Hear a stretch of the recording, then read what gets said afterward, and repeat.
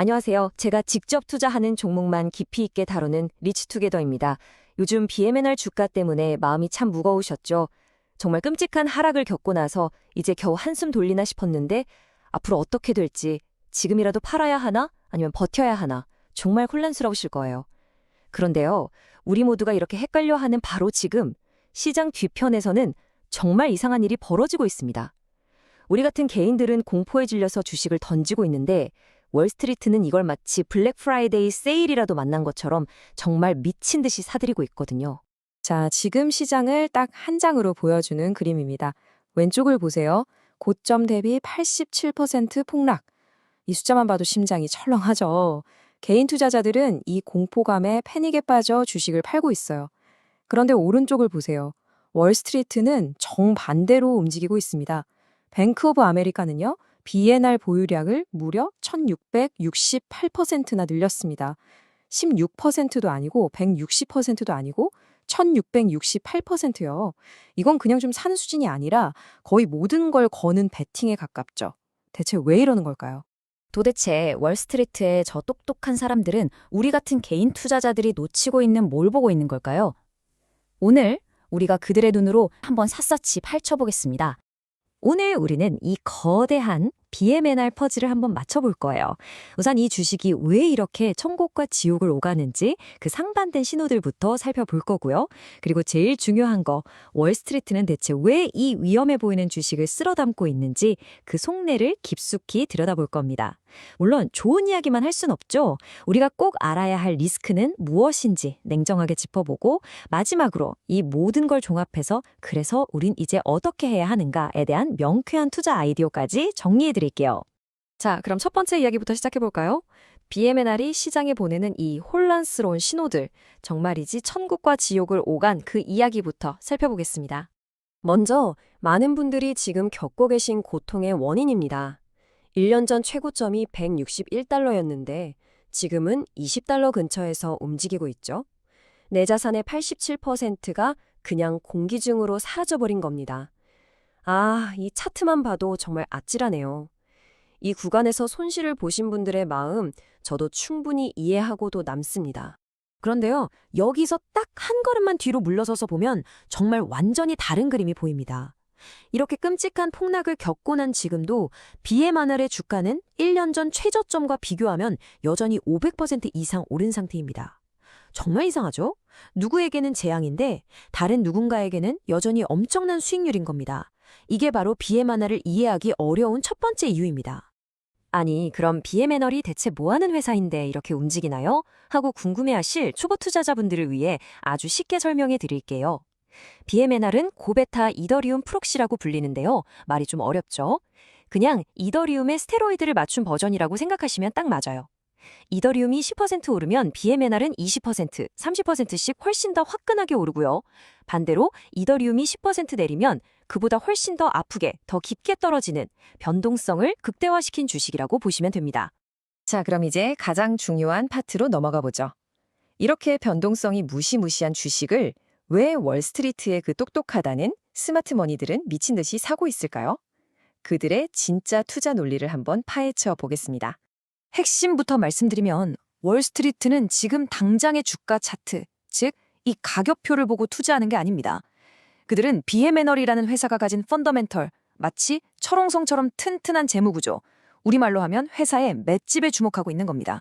그 철용성을 바치는 첫 번째 기둥은 바로 이 숫자, 0입니다. 이 회사는 갚아야 할 빚이 단 한 푼도 없습니다. 제로예요, 제로. 이게 왜 그렇게 중요하냐면요. 시장이 아무리 폭락하고 경기가 얼어붙어도 빚 독촉에 시달리다 쓰러질 일은 절대 없다는 뜻이거든요. 이게 바로 BMNR의 가장 강력한 무기입니다. 두 번째 기둥은요. 이 회사가 금고에 쌓아둔 막대한 자산입니다. 무려 96억 달러, 우리 돈으로 환산하면 12조 원이 넘는 규모의 이더리움과 현금을 보유하고 있어요.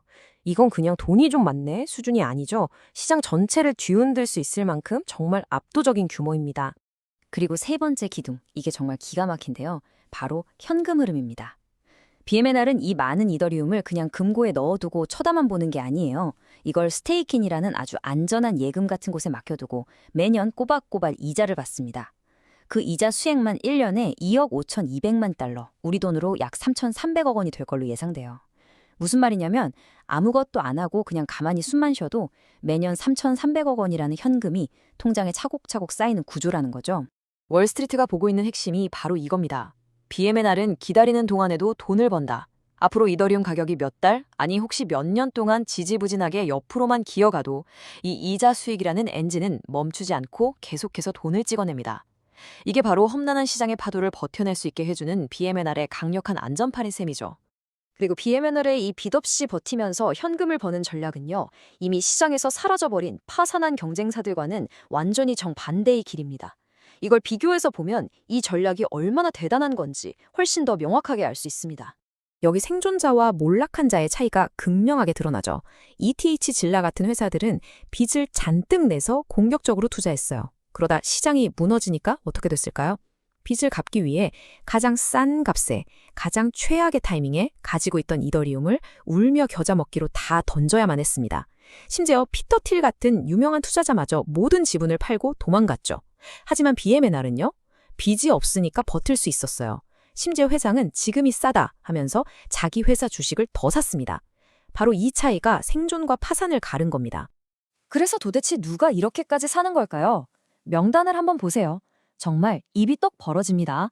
뱅크 오브 아메리카 보유령 1668% 증가, 골드만삭스 588% 증가, 시티그룹 542% 증가, 세계 최대 자산운용사인 블랙록도 165%나 비중을 늘렸습니다.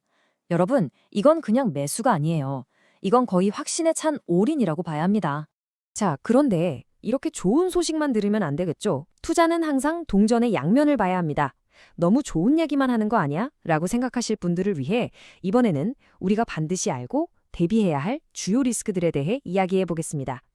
주가가 왜 이렇게 힘을 못 쓰는지, 그리고 앞으로 무엇을 주의 깊게 봐야 하는지 제가 명확하게 짚어드릴게요.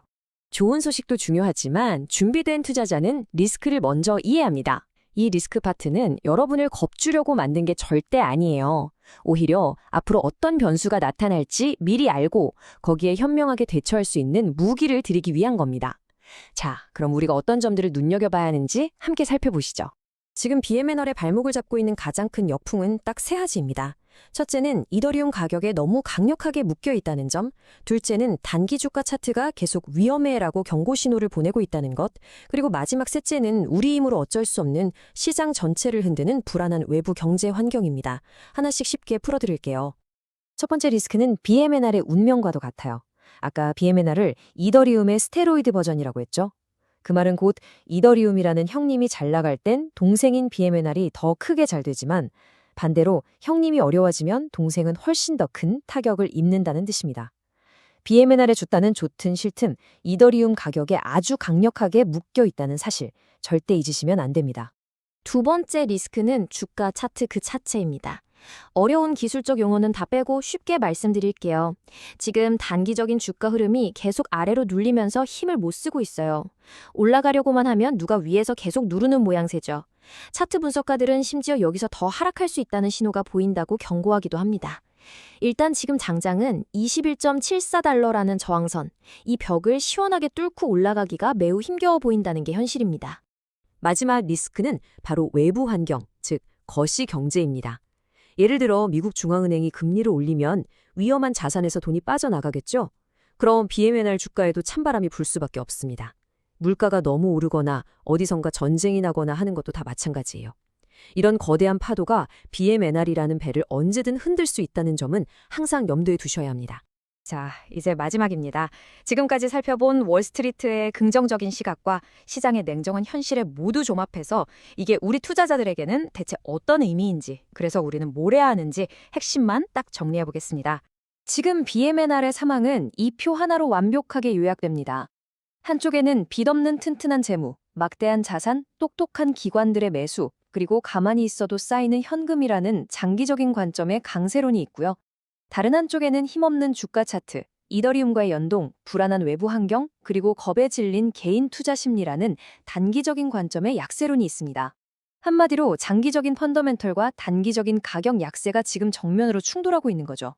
그럼 우리는 어떻게 접근해야 할까요? 만약 여러분이 BMNR의 펀더멘털, 즉 회사의 맷집을 믿는 장기 투자자라면 지금처럼 가격이 눌려 있을 때가 오히려 좋은 주식을 싸게 모아갈 기회가 될 수 있겠죠. 반대로 리스크를 피하고 안정성을 중요하게 생각하신다면 서두를 필요 없습니다. 주가가 확실히 힘을 되찾아서 21.74달러라는 저항선을 강하게 뚫어주는 걸 확인하고 들어가도 절대 늦지 않아요. 그리고 이미 BMNR을 가지고 계신 분들이라면 단기적인 가격 등락에 마음 졸이기보다는 지금은 장기 가치와 단기 가격이 싸우고 있는 구간이구나 라고 이해하는 것이 가장 중요합니다. 오늘 분석을 마무리하면서 여러분께 이 질문 하나를 꼭 드리고 싶습니다. 지금 시장은 BMNR을 그냥 이더리움을 많이 가진 회사 정도로만 평가하고 있습니다. 그런데 말이죠. 어느 시점이 되면 이 회사가 매년 창출하는 그 3,300억 원이라는 막대한 현금의 힘이 더 이상은 무시할 수 없는 주가의 단단한 바닥이 되어줄까요? 오늘 BMNR에 대한 깊이 있는 분석이 여러분의 투자 결정에 조금이나마 도움이 되셨기를 바랍니다. 내용이 유익하셨다면 저희 리치투게더 TV 채널 구독과 좋아요로 꼭 좀 응원해 주세요. 여러분의 성공적인 투자를 항상 진심으로 응원하겠습니다. 감사합니다.